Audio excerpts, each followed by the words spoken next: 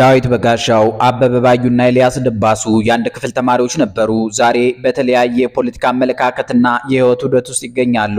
አብረዋቸው ጋዜጠኝነት ከተማሩ ጓደኞቻቸው መካከል አንዱ ስለ ሶስቱም የክፍል ተጋሪያቸው የሚከተለውን ጽሑፍ አዘጋጅተው ልከውልናል። አጠቃላይ አቋሞችና ሐቆች የጸሐፊውን እንጂ የጣቢያችንን አቋም እንደማያንጸባርቁ አስታውሰናችሁ በቀጥታ ወደ ዝግጅቱ እንዘልቃለን። እንደመነሻ የአበበ ባዩና የዳዊት በጋሻው የክፍላቸው ልጅ ለነበረው ኤልያስ ደባሱ እናውጋችሁ። ኤልያስ ደባሱ ማለት በዚህ ሰሞን አሻራ ሚዲያንና የፋኖን ትግል ተውኩ ብሎ ወደ መንግስት የገባ ወጣት ነው። ሐሙስ ጥር 21 ቀን 2018 ዓ.ም በኤንቢሲ ኢትዮጵያ ቴሌቪዥን ከብሩክ ከበደ ጋር የቀድሞ የፋኖ ጓዶቹን ሲያብጠለጥላቸው ነበር። ስለ መደበኛ ትምህርት ቤት ህይወቱ ብዙም መረጃ የለንም። የወቅቱ የአማራ ፖለቲካ አይነ ሰዎች ከፈለቁባት ምዕራዊ ከተማ መማሩን ግን ሰምተናል። ብቻ በትምህርቱ ጎበዝ እንዳልነበር የሚያውቁት ይናገራሉ። ኤልያስ ደባሱ በጋዜጠኝነት ተማሪነቱ ወቅት የነበረው ባህሪ ግን ከብዙዎች ጋር የሚግባባ፣ ኳስ የሚወድ፣ ማህበራዊ ህይወት ላይ ንቁ ተሳታፊ ነበር። ከአበበ ባዩ ጎን ብዙ ጊዜ አይጠፋም። በፈተናም በአሳይመንትም የአበበ ጥገኝነት አለበት እያሉ ያሙት ነበር። ጽንሰ ሐሳብ መረዳትም ጽሑፍም ይከብደዋል። የመሸምደድ ብቃቱ ለክፉ አይሰጥም። የንግግር ክህሎቱም እዚህ ግባ የሚባል አይደለም። እንዲያውም አንደበቱ የተገራ አይደለም፣ ጉሮሮም የጠራ አይደለም።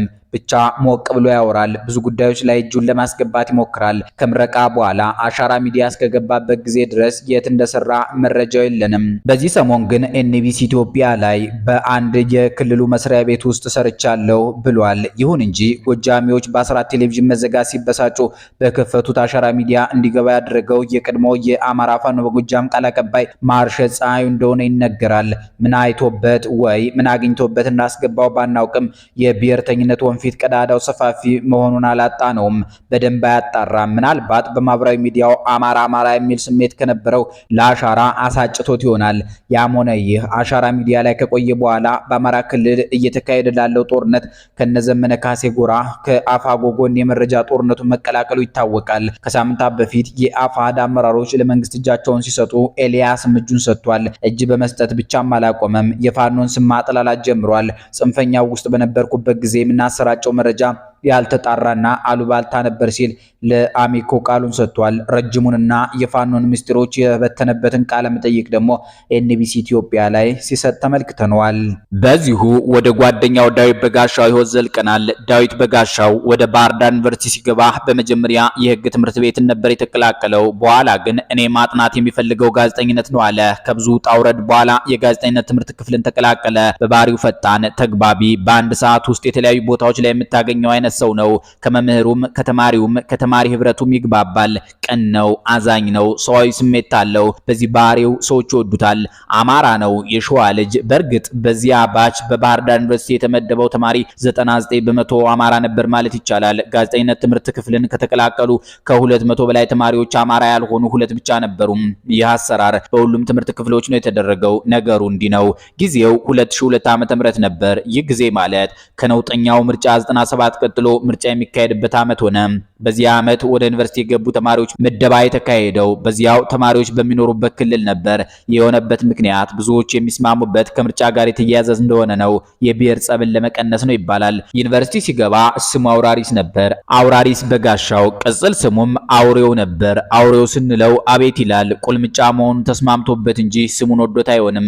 በኋላ ሊመረቅ አካባቢ ዳዊት ብሎ አስቀየረው። ምክንያቱም ስሙ አልተመቸውም። ለጋዜጠኛ ደግሞ ስም በጣም ወሳኝ ነገር ነው። የአውሬ ስም ይዞ ጋዜጠኛ ሊሆን እንደሆነ ሲያስበው ደብሮት ይሆናል። ዳዊት በትምህርቱ ጎበዝ ነው። ሰቃይ ከሚባሉት ውስጥ ባይካተትም ስለ ጋዜጠኝነት ጥሩ ግንዛቤ ያለው፣ የሰው ስሜት የሚገደው ቀን ሰው መሆኑን ለጋዜጠኝነት የሚመረጥ ሰው ያደርገዋል። ለማህበራዊ ፍትህ ዋጋ የሚሰጥ ስብዕና ያለው ስለሆነ ጥሩ ጋዜጠኛ ይወጣዋል። በካፍቴሪያ በመዝናኛ ቦታዎችና በሌሎችም የአገልግሎት መስጫ ቦታዎች ተገቢ ያልሆነ ነገር ካስተዋለ ይሟገታል። አልፎ አልፎም ይጣላል። ፈጣንነቱ ከምረቃ በኋላ በተለይ በስራ ለመቀጠር ጠቅሞታል ይላሉ። አብረውት ከተመረቁት ከ150 በላይ ተመራቂዎች ሁሉ ቀድሞ ስራ ያገኘው እሱ ነው። በአዲስ አበባ በአንድ ወረዳ ውስጥ የመንግስት ኮሚኒኬሽን ጽህፈት ቤት ሪፖርተርነት ነበር የተቀጠረው። በሂደት በአዲስ ዘመን ጋዜጣ በሪፖርተርነት ተቀጠረ። በአዲስ ዘመን ቆይታው ደስተኛ እንዳልነበረ ብዙዎች ይስማማሉ። የማህበራዊ ፍትህ ስሜቱና ግልጸኝነት የሚስተዋልበት ባህሪው ተጣምረው በጊዜው ከነበረው የፖለቲካ ሐሳቤና ተግባር ጋር እንዳይስማማ አድርገውታል። በዚህም የተነሳ ከስራ ኃላፊዎቹ ጋር በተደጋጋሚ ይጣላ እንደነበር የሚያውቁት ይመሰክራሉ። ሁኔታው ያልተመቻቸው የኢትዮጵያ ፕሬስ ኤጀንሲ አመራሮች ከፖለቲካ ጋዜጠኝነቱ ዘርፍ ገለል እንዲል ስለፈለጉ ከማህበራዊና ፖለቲካዊ ጉዳዮች ዘጋቢነት ወደ ስፖርት ዘጋቢነት እንዲቀየር አዘዙ። ዳዊት ግን በውሳኔያቸው አልተደሰተም። ስፖርት ለዳዊት ሩቅ አይደለም፣ ይከታተላል፣ የስፖርት ወዳጅ ነው፣ አፍቃሪ ነው ማለት ይቻላል። ግን የድርጅቱ ውሳኔ አላስደሰተውም። ቢሆንም በስፖርት ዘጋቢነቱ ለተወሰነ ጊዜም ሰራ። ከተወሰነ ቆይታ በኋላ ወደ ሌላ ሚዲያ ተቀላቀለ። ጄቲቪ፣ ኢቢኤስ፣ አላይን ዳዊት ከሰራባቸው ሚዲያዎች ተጠቃሾቹ ናቸው። ብዙ ሚዲያዎችን በትንሽ ጊዜ ቀያይሯል። በዚህ ድርጊቱ የተነሳ ጓደኞቹ ቅጽል ስም አወጡለት። አኔሊካ አሉት። ኒኮላስ አኔሊካ ማለታቸው ነው። አኔሊካ ቶሎ ቶሎ ክለብ በመቀየር የታወቀ የእግር ኳስ ተጫዋች ነው። የፖለቲካ አቋሙ ከገዢ ኃይሎች ጋር የሚቃረም መሆኑን በማህበራዊ ሚዲያዎች አንጸባርቀው የነበረው አቋም በቂ ምስክር ነው። ብሔርተኝነት ተዋህዶታል፣ ጎጠኝነት ግን አይመቸውም። የአማራ አንድነት አቀንቃኝ ነው። ከአማራነት ወርዶ በወንዜነት ማሰብን ይጸየፋል። ተቀጥሮ መስራት አልስማማ ያለው ዳዊት በ2014 ዓ.ም ገደማ በራሱ የዩቲዩብ ሚዲያ ተከሰተ። በ4 ኪሎ ሚዲያ። በዚህ ሚዲያ በርካታ ታዋቂና ታዋቂ ፖለቲከኞችና ጋዜጠኞችን አቅርቧል። ሚዲያውን በአጭር ጊዜ አይን ውስጥ ከገቡ ሚዲያዎች ውስጥ አንዱ ነበር ማለት ይቻላል። ዳዊት በግልጽ የአማራ ብሔርተኝነት አቀንቃኙን እንጂ በራሱ ሚዲያ ከተለያዩ የፖለቲካ ቡድኖች ፖለቲከኞችን አቅርቦ ቃለ መጠይቅ ሰርቷል። ከአብን የተከበሩ አቶ ክርስቲያን ታደለን፣ ከኦነግ አቶ በቴ ኦርጌሳን ማቅረቡ በብዙዎች ዘንድ አድናቆትን ያስገኘለት ስራ ነበር። ምንም እንኳ አቶ በቴ ኦርጌሳን በማቅረቡ ከአንዳንድ የአማራ ብሔርተኞች ነቀፌታን ቢያስተናግድም ጋዜጠኛ ተመስገን ደሳለኝን ያቀረበበት ቃለ መጠይቅም ተወዳጅነትን አስገኝቶለታል። ዳዊት የተመስገን ደሳለኝ አፍቃሪ እንደነበር በማህበራዊ ሚዲያዎቹ የሚያንጸባርቃቸው ሀሳቦቹ ምስክር ናቸው። ፍትህ መጽሔትን አብዝቶ ይወድ ነበር። በቃለ መጠይቁ ላይ የነበራቸው መስተጋብርም ቅርበት ያላቸው መሆኑን ያሳውቃል። የዳዊት ፍትህ ፈላጊነቱ፣ ለፍትህ ተሟጋችነት ዝንባሌውና ቀጥተኛ ባህሪው በኢትዮጵያ የፖለቲካ ምህዳር ውስጥ የሚያዛልቅ አለመሆኑ ለስር እንደዳረገው ብዙዎች ይስማማሉ። በአሁኑ ጊዜ በእነ የተከበሩ ዮሐንስ ቦያለውና የተከበሩ ክርስቲያን ታደለ መዝገብ ውስጥ ተከሶ በስር ላይ ይገኛል። በዚሁ ወደ ዳዊት በጋሻውና ኤልያስ ደባሱ የክፍል ጓደኛ አበበ ባዩ ማንነት አልፈናል። አበበ ባዩ ተግባቢ ነው፣ ፈጣን ነው። የሀገር ውስጥም ሆነ የውጭ መገናኛ ብዙሃንን በንቃት ይከታተላል። ከተማሪዎች ጋር ይግባባል፣ ከመምህራንም ጋር እንዲሁ። ብዙ ጊዜ ከመምህራን ጋር የነበረው መግባባት ጤናማነት እንደሚጎድለው ብዙዎች ይገልጻሉ። በትምህርት ቤት ህይወቱ ሚኒ ሚዲያ ላይ ንቁ ተሳትፎ ነበረው። በዜና አቀራረቡ ሳቢና ማራኪነት ብዙዎች ያደንቁት ነበር። ድምጹ ያምራል። ያቀራረቡ ለዛውና አዘጋገቡ ጉልበት አለው። ስሜትን ቆንጥጦ ማቆየት ይችላል። በትምህርቱ በጣም ጎበዝ ከሚባሉት ተርታ የሚሰለፍ ባይሆንም ፈጣንና ጥሩ አቀባበል የነበረው እንደነበር አብረውት የተማሩ ጓደኞቹ ይመሰክራሉ። ከትምህርት ቤቱ ውጭ የነበረውን ጊዜውን በአብዛኛው ኳስ በማየት ፊልም በመመልከት ጆተኒ በመጫወት ወዘተ ያሳልፍ እንደነበር ይናገራል። የሚሯሯጥ አይነት ተማሪ ነበር። አንድ ነገር ላይ ችክ ብሎ መቆየት አይሆንለትም። ዩኒቨርሲቲ ሲገባ የተመደበበት ትምህርት ክፍል የስርዓተ ትምህርት ጥናት ከሪኩለም ነበር። ይሁን እንጂ የጋዜጠኝነት ፍቅርና ህልም ስለነበረው በከፍተኛ ትግል ወደ ጋዜጠኝነት ትምህርት ክፍል ተዛወረ። የትምህርት ንባቦችን በጣም ያነባል። በመምህራን የሚሰጡ ሃንዳውቶችን እጥብ አድርጎ ነው የሚያነበው። በዩኒቨርሲቲ ቃላት ይገለጽ ከተባለ ቸካይ ነው። ቸካይነቱ አይታወቅበትም። በመዝናኛ ቦታዎች በብዛት ይታያል። በኳስ ሜዳ፣ በቴኒስ ሜዳ ወዘተ። አበበ ቸካይ ይሁን እንጂ ከትምህርት ውጭ ያሉ መጽሐፍትን የማንበብ ልምዱ ግን እምብዛም ነው። አበበ የኢትዮጵያ ኦርቶዶክስ እምነት ተከታይ ነው። በትምህርት ቤት ተማሪ በነበረበት ወቅት በሰንበት ትምህርት ቤት ጉባኤ አውደ ምህረት ይመራ እንደነበረም በራሱ አንደበት ይናገራል። በዩኒቨርሲቲ ቆይታው የቤተ ክርስቲያን ሕይወት አልነበረውም። በአንድ ወቅት በቤተ ክርስቲያን ትምህርት ለምን እንደማይሳተፍ ከጓደኞቹ ለቀረበለት ጥያቄ በትምህርት ቤት ሕይወቱ በነበረው የሰንበት ትምህርት ቤት አውደ ምህረት ላይ ወጥቶ መድረክ እስከ መምራት ድረስ ይሳተፍ እንደነበር ጠቅሶ ነገር ግን በቤተ ክርስቲያን ግቢ ውስጥ የሚሰማው የመንፈሳዊነት ስሜት ቅጥር ግቢውን ለቆ ከወጣ በኋላ ስለሚረሳውና ዓለማዊነት መልሶ ህይወቱ ስለሚቆጣጠራት አንዴ መንፈሳዊ በአንድ ጊዜ ደግሞ ዓለማዊ መሆን የአብዛኛው ሰው እውነተኛ ህይወት ኑባሬ መሆኑን ቢያምንም እርሱ ግን እንዲህ አይነት መንፈሳዊነት አልፈልግም፣ መንፈሳዊ ኮንክ በቁርጡ የምር መሆን አለብኝ እንጂ ወጣ ገባ የሚል የጀማሪነት መንፈሳዊነት ትክክል ስላልመሰለኝ ነው የተውኩት ይላል። በዩኒቨርሲቲ ህይወቱ ሲያጠና ሲቸክል ብዙም አይታወቅበትም። ምክንያቱም የሚያጠናው በግላጭ ሳይሆን ድብቅ ብሎ በመሆኑ ነው። ደብተር ወይም ሃንዳውት ከኪሱ አይለይም። የንባብ ስሜቱ ሲመጣለት ድንገት ከጨዋታ ወይም ከመዝናኛ ቦታ ብድግ ብሎ የሆነ ቦታ ዘውር ብሎ አጥንቶ ወደ ማህበራዊ ህይወቱ ይመለሳል። በዋናነት ግን የሚያጠናው ሌሊት ነው። ልክ ጓደኞቹ ሲተኙ አካባቢው ጸጥ ረጭ ሲል፣ አልፎ አልፎ በመማሪያ ክፍሎች ውስጥ በብዛት ግን ዶርም ውስጥ ያጠናል። ውጤቱ እጅግ በጣም ጥሩ ነበር። ከአንዳንድ መምህራን የሚቀርብለት ሙገሳ ግን የጤና አይመስልም ነበር። ከሱ ውጭ ሌላ ተማሪ ያለ እስከማይመስለው ድረስ የሚሰማው መምህርም ነበር። በደፈናው ድክመቱን ሁሉ ያለማየትና ዝም ብሎ የመውደድ እንዲያውም አንዳንድ መምህራን ውጤት ይጨምሩት እንደነበር ይታማል። እርሱም ራሱ አንድ አራት መምህራን ስማቸውን ጠቅሶ ውጤት ዝም ብለው እንደሚሰጡት መስክሯል። እነ ቲቸር ገሌ እኮ ባላነብም ዝም ብለው እንደሚሰጡኝ እርግጠኛ ነኝ፣ ግን አንብቤ መስራት ስለምፈልግ አጠናለሁ በማለት አረጋግጧል። ጽንሰ ሐሳብ ይገባዋል። የተግባር ትምህርቶች ላይም እሳት ነው። ካሜራ፣ ምስልና ድምጽ ቅንብር ይሳካለታል። ሽምደዳንም ያነጉደዋል። ከፈለገ ሃንዳውቱን ከነ መስተዋድዱ ከነ ቅጽሉ ከነ አያያዡ ወዘተ በቃሉ ልቅም አድርጎ መያዝ ይችላል። አንዳንድ መምህራን የሚያወጧቸው ጥያቄዎች ለእንዲህ አይነቱ ጥናት የሚጋብዙ ነበሩ። በተለይ ህንዳዊ ፕሮፌሰር ለምርመራ ጋዜጠኝነት ኮርስ ፎር ኤንድ አገነስት የሚባሉ መስተዋድዶችን እንድንሞላ የሚጠይቅ ጥያቄ ሁሉ አውጥቶ ያውቃል። አበበ ባዩ ቋንቋ ነክና የጽሑፍ ኮርሶች ላይ በአንጻሩ ደከም ይላል። ነጥብ የጣለባቸው ኮርሶችም እንዲህ አይነት ኮርሶች ናቸው። መመረቂያ ጽሑፍ ላይ ያጋጠመው ጉዳይ ግን ብዙዎችን አበሳጭቷል። መምህራንና ተማሪዎችን ማስተዛዝቧል። መመረቂያ ጽሑፍ ወይም ሲኒየር ኤሴ በሚያቀርብበት ጊዜ ከገምጋሚው ጋር በጥያቄ ተፋጠጡ። ያፋጠጣቸው የጥያቄው ከባድነት አልነበረም፣ የምርምር ስነ ምግባር ጉድለት እንጂ። ገምጋሚው መምህር ለወትሮ በመርህ ላይ ተመርኩዞ በመስራት የሚታወቅ ነው። ይህ ጥናት ከዚህ በፊት የተሰራ እንደሆነ ይህን ጥናት ደግሞ ራሱ ይህ ገምጋሚ ከዚህ በፊት አማክሮት ወይም ገምግሞ እንደሚያውቅ ገልጾ ፕላጃራይዝ አድርገሃል አለው። አበበ ባዩ ግን አስተባበለ። አላደረኩም ብሎ ሸመጠጠ። መምህሩ ሙግቱን አጠናከረ። ከየት እንደኮረጀው ማስረጃ ጠቅሶ አፋጠጠው። ቃል በቃል ከዚህ ወረቀት ብዙ ሐሳብ ኮርጀሃል አለው። በሂደት ማምለጫ ሲያጣ አበበ ማመነ። ገምጋሚውም ይህ እኮ የአካዳሚክ ወንጀል ነው፣ ጥናትን ውድቅ እስከ ማድረግ ያስቀጣል፣ ግን በትምህርትህ ጎበዝ ስለሆንክ ቢያንስ ውጤት ይቀንስብሃል አለው። አበበ ተጨናነቀ። ከዚያም እኔ እኮ የኮሌጁ ሰቃይ ነኝ፣ ይህ ውጤት ተቀነሰብኝ ማለት የሜዳሊያ ሽልማቴን አጣው ማለት ነው ሲል የተማጽኖ ሐሳብ አቀረበ። ውሸቱን ነበር። የኮሌጅ ተሸላሚ ከእንግሊዝኛ ትምህርት ክፍል ነበር። መምህራኑ ግን ያወቁ አይመስልም። አማካሪውና ገምጋሚው ተመካክረው ውጤቱን አደረጉለት። ይህ ክስተት ብዙዎቹን አስቆጥቶ ነበር። ተማሪዎች ይህን ሲሰሙ የእነሱ ልፋት በስራቸው ሳይሆን በኋላ ታሪካቸውን እንደተመዘነ በማሰብ ተከፉ። ላለው ይጨምርለታል አይደል ነገሩ አሉ በማጉረምረም። ሌሎቹ በራሳቸው ጥረው የራሳቸውን አዲስ ርዕስ ሰርተው ውጤት ሲያገኙ አበበ የሌላ ሰው ስራ የኮረጀ መሆኑ እየታወቀ ማግኘቱ አበሳጫቸው። ይህ ጥቁር ታሪኩ ነው። አበበ ፕሬዘንቴሽን ላይ አደገኛ ነው። ነገሮችን በቀላሉ መያዝና በሞቅታ በድምቀት የማቅረብ ብቃቱ ድንቅ ነው። አሳይመንት እንኳን ሲያቀርብ የሚያሳየው ተመስጦና ትኩረቱ ሰባኪ እንጂ ከመምህሩ ፊት የሚያቀርብ ተማሪ አይመስልም ነበር።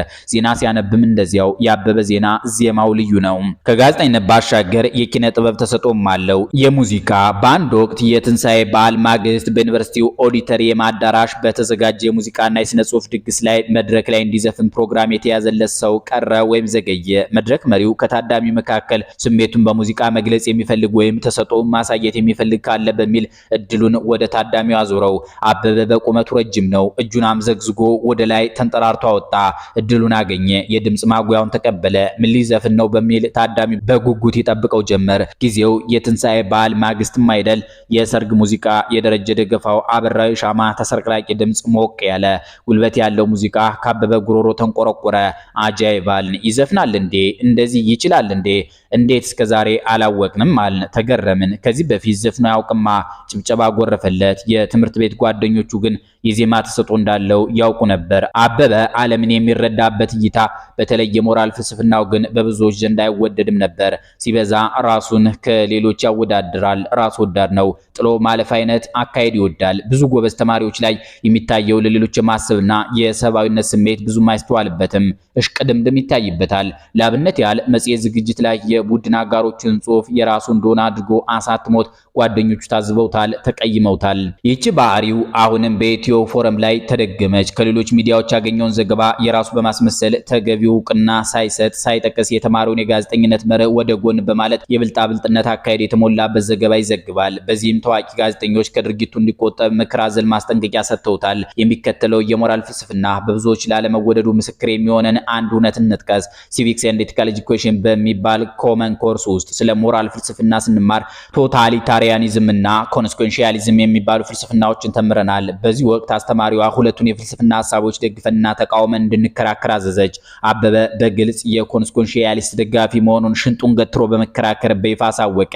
የትም ፍጪው ዱቄቱን አምጪ ፍልስፍና አራማጅ ነው። ይህ ማለት ምን ማለት ነው? አንድ መንግስት ህዝቡን በጭቆናና በስቃይ ውስጥ ተቃዋሚዎቹን እያሳደደ እያንገላታ እያሰረ እየገደለም ቢሆን ኢኮኖሚን ቢያሳድግና ስልጣን ላይ ቢቆይ ያ መንግስት ለአበበ ጥሩ መንግስት ነው። ወይም ደግሞ አንድ ባለሀብት ከመንግስትም ከህዝብ ማጭበርብሮም ሀብት ቢያፈራ ተገቢ ነው።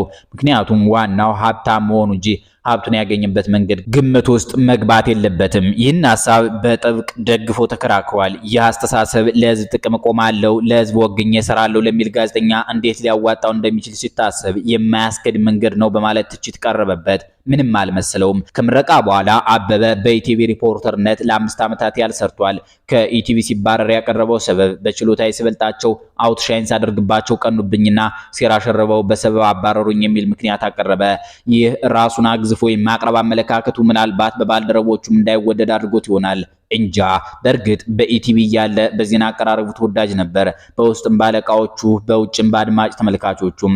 ይህ ማለት ግን የሥራ ባልደረባዎቹ ይወዱታል ማለት አይደለም። ከኢቲቪ የተባረረው በአንድ ፕሮግራም ላይ በተላለፈ ተንቀሳቃሽ ምስል ምክንያት ነው። አበበ ይህን ቪዲዮ የግብርና ሚኒስቴር ካዘጋጀው ዶክመንተሪ ላይ ቆርጦ እንዳስገባው በመጥቀስ ቪዲዮ ላይ የታየው ካርታ ስህተት ካለበትም መጠየቅ ያለበት ሚኒስቴር መስሪያ ቤቱ እንጂ እኔ አይደለሁም በማለት እንደተሟገተ ይነገራል። ያም ሆነ ግን ተባረረ። ከዚያ ፋና ብሮድካስቲንግ ኮርፖሬት ውስጥ ተቀጠረ። ከቀናት በኋላ የኢቲቪ ሰዎች ፋና መግባቱን ሲያውቁ ተበሳጩና በፋና አመራሮች ላይ ወቀሳ አቅርበው አስባረሩኝ ይላል። ከዚያ ኤኤንኤን ቴሌቪዥን ገባ። ኤኤንኤን እያለ በግሉም ከነፍትሐ ወቀ ወንዶሰን ጋር በመሆን የሬዲዮ የአየር ሰዓት ገዝተው ቢዝነስና ኢንሹራንስ ላይ ፕሮግራም ያዘጋጁ ነበር። በኋላ ቢቢሲ አማርኛ ላይ ተወዳድሮ አልፎ ኬንያ ናይሮቢ ገባ። እንደገባ በአዲስ አበባ ያለውን ንብረት ለመውሰድ በመጣበት ወቅት ክስ ቀረበበትና ታሰረ። በማህበራዊ ሚዲያ በአማራነቱ ብሔር ተኮር ጥቃት ነው የደረሰበት በሚል አንዳንድ ጓደኞቹ ዘመቻ ቢጤ ሊከፍቱ ሞክረው ነበር። በኋላ ሲጣራ ወንጀሉን ይፈጽም አይፈጽም ባይታወቅም የቀረበበት ክስ ግን የአስገድዶ መድፈር እንደነበር ታወቀ። አንዳንድ ሰዎች የተጠረጠረበትን ወንጀል እንዳልፈጸመ ይናገራሉ። የሚያቀርቡት ምክንያት ደግሞ ከሳሹን የአከራዩ ልጅ አስጠናት እንደነበር፣ በሂደት ግን ግንኙነታቸው ወደ ፍቅር እንደተቀየረ፣ ከዚያም አበበ ባዩ ወደ ውጭ ሊሄድ እንደሆነ ልጅቷ አስታውቅ ተናዳ ለእናቷ ደፈረ ብላ እንደተናገረችና ቤተሰቦቿ ጉዳዩን ለህግ እንዳቀረቡት ነው። በዚህ ጉዳይ የተረጋገጠ ማስረጃ አላገኘንም። ይሁንና ለ14 ዓመታት ፍርድ ተፈርዶበት በስር ላይ እንዳለ የኮቪድ-19 ወረርሽኝ በመግባቱ ታራሚዎች ሲቀነሱ አበበም አብሮ ተፈታ። ከስር ከተለቀቀ በኋላ በሰሜን ጦርነት ከህወሓት ጎን ተሰልፎ የመረጃ ጦርነቱን በኢትዮ ፎረም ሚዲያ ዜና አቅራቢና አዘጋጅነት ተቀላቀለ። በአማራ ብሔርተኝነት ፖለቲካ ላይ ያለመሳተፉ አብሶ ደግሞ ኢትዮ ፎረም ሚዲያን መቀላቀሉ በርካታ ወቀሳዎችን አስከትሎበታል። አበበ ጎጃም የደብረ ኤልያስ ተወላጅ ሆኖ ሳለ አማራን ሲገድልና ሲያስገድል ከኖረው ከህወሓት ጎን ተሰልፎ ለገዛ ወገኑ ጥፋትና እልቂት መሳሪያ ይሆናል በሚል አማራው አሁንም እንደተቀየመው ነው። ምናልባት ኮንስኮንሺያሊስቱ አቤ ከኢትዮ ፎረም ዳጎስ ያለ ገንዘብ ስላገኘ ይሆን? የየትም ፍጩ ገንዘቡን አምጪ አቀንቃኝነቱ ጠልፎት ይሆን? ምክንያቱም በውል አላወቅንም። ከጉምቱ ልሂቃን፣ ደራሲያን፣ ባለቅኔዎች፣ ደብተራዎች፣ ጳጳሳት መፍለቂያ ደብረ ኤልያስ ተወልዶ የጠላት የትሮይ ፈረስ እንዴት ይሆናል የሚለው ቅሬታ ግን እስካሁን በአማራው ዘንድ ጥርስ ያስነከሰበት ጉዳይ ነው። አበቃን። ሰላም ይስጥልን።